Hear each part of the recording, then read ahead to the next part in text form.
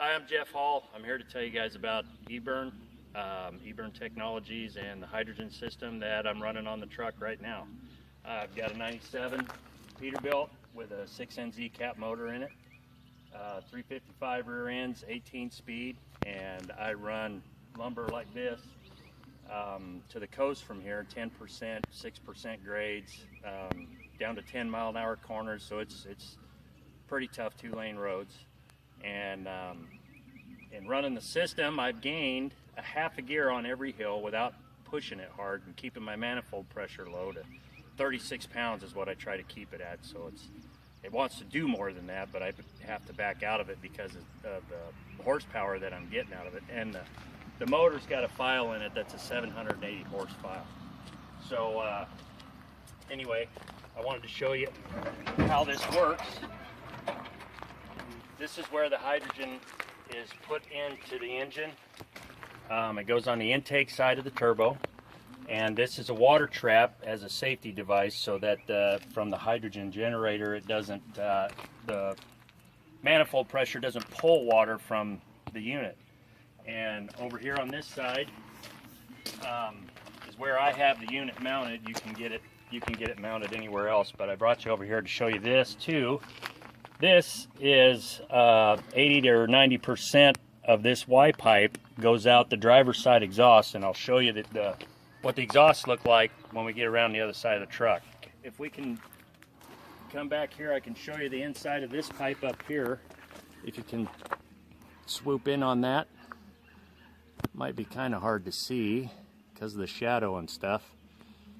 But that's the driver's side, and that's 80 or 90% of my exhaust is out of that pipe, and you can still see the chrome staining on the inside of it because it's barely got a hint of a tint of exhaust on it at all. And those pipes I put on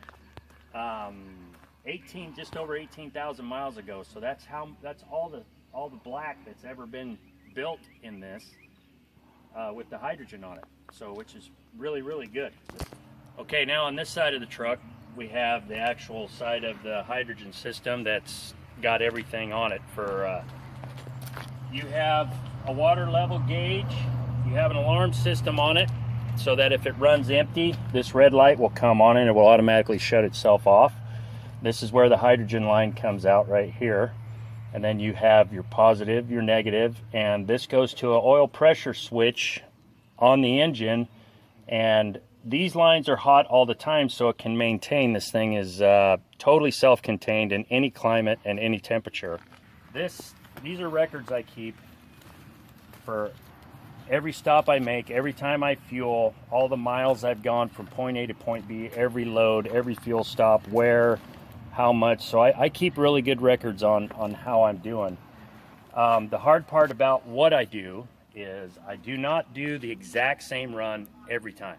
I run a different road to get to a same place, sometimes because mudslides or snow, whatever the conditions may be. So there's so many variables in what I do, but as close as I can match what I've done to as close a run as I've done before is I've gained anywhere from 0.6 to 0.9, depending on the run that I've done.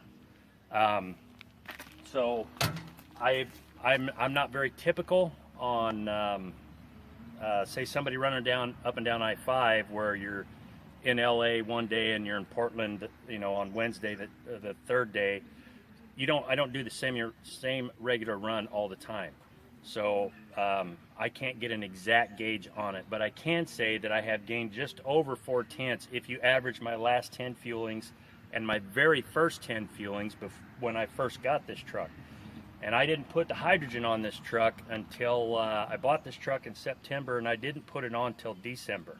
So the first 10 when I bought it to the last 10 is just over 0.4 that I've gained. But again, I can't be super exact about that because it's probably better, maybe a little bit less, but as close as I can match those 10 runs with the last 10 runs, there's a lot of variables in there and which ones that I did. But anyway, I just wanted to say I love the horsepower rating on it. You can definitely feel it, and the exhaust is still running super clean.